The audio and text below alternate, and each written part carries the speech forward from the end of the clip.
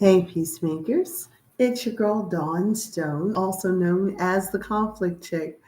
I help organizations and individuals leverage conflict resolution one conversation at a time so they may increase their confidence, their competence, and their connectedness. So, I am here today to really talk about and talk to the people who may be experiencing some of the stuff that I've felt in the past.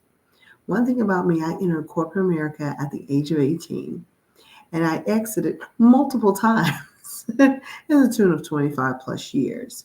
And so I'm here today to talk to you about what confidence at work looks like and how no matter what situation you are in, you're able to connect to your joy by taking these 5 steps towards creating happiness in your current workplace.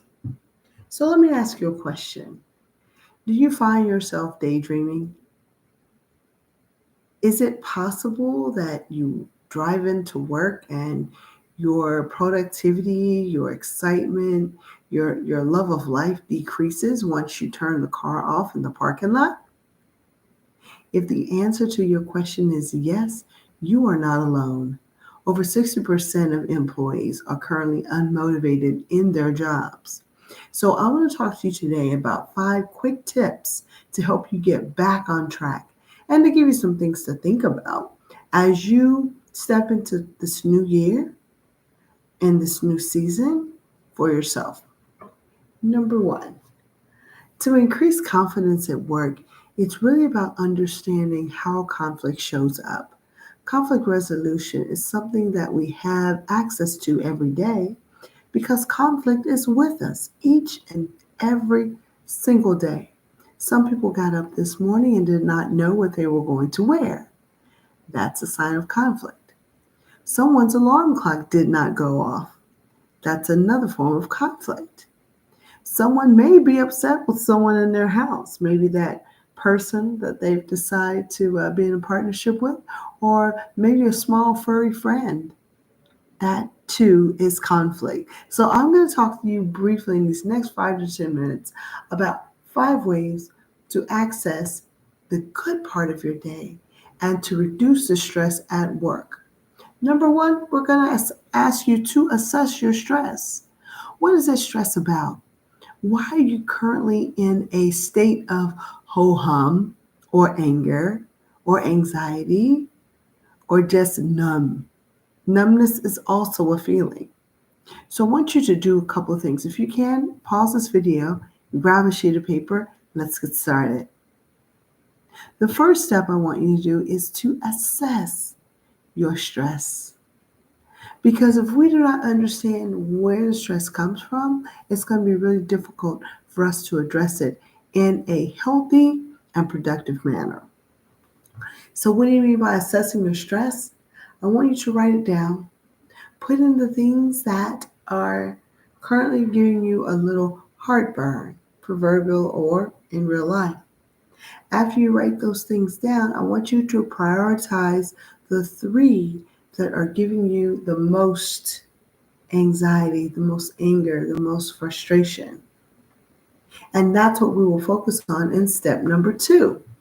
I want you to write 3 things you want to accomplish this year. All right? If it's only one, write it down. So I say 3 because we have 3 more quarters remaining. And I like to give people at least 90 days to work on something. So I'm going to say pick one and we will start working on it in the next couple of weeks. Or you can start today. It's up to you. So write down those 3 things you absolutely want and assign them an order. So whatever's most important, put that one first. And that's what we will work on today. Number 3, manage your time. How many of you actually track what is going on in your time every single day? So in a 24-hour calendar or clock, on a 7-day calendar, 24-hour clock, how are you measuring your success? Do you literally write down the things that are important to you or the things that you must accomplish? Do you have on your virtual calendar a placeholder for things like lunch, driving to and from work, going to the bank, having a meeting, making a call, working out? If not, I want to encourage you to do that. Make that one of your three things because that at the very foundation is where we need to start. Because in order for you to really find joy in the job that you are in, even if it's a job that you don't like, you have to be a good steward of your time. And so what that looks like is to create a list of 24 hours. So there are templates out there. Go and do a Google search. There are Google Forms. There are also PDFs on the internet. Become a Googleologist or Binger.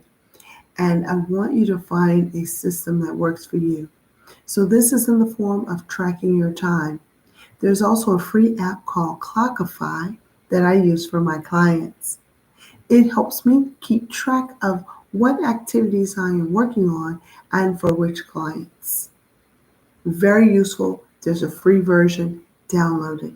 And I want you to begin to track your time because the number 3 of our list of 5 today is really the foundation of you owning where you are and what you're experiencing, and then owning the time you do have control of. So when you are working, if you work an 8-hour shift, I want you to make sure you are there just for 8 hours. I want you to try this for at least 30 days to see how it works for you. So if you are scheduled to come in from 8 until 4:30 with a 30-minute lunch, put that on your calendar.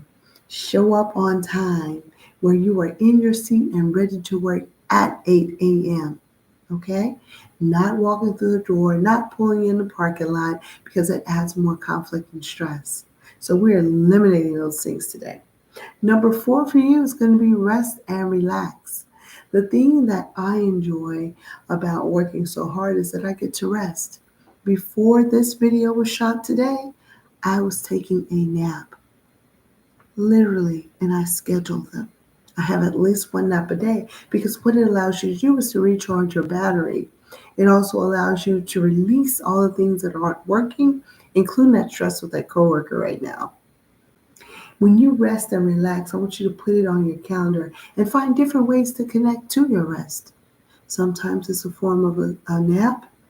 It might be the form of something physical. Maybe you go and get your a manicure or pedicure or take a class like yoga, tai chi, um, lay on the floor, have quiet time, watch a relaxing video.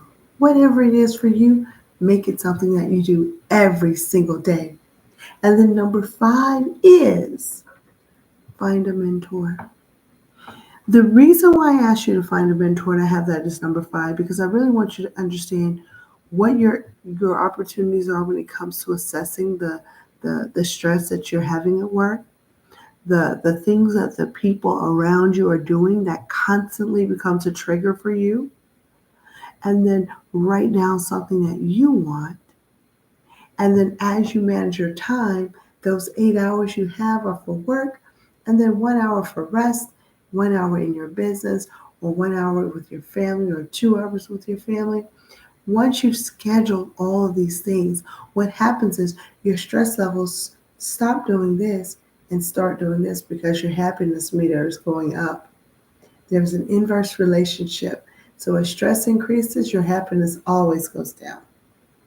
So finding a mentor. What is a mentor and how do I find it? I'm glad you asked.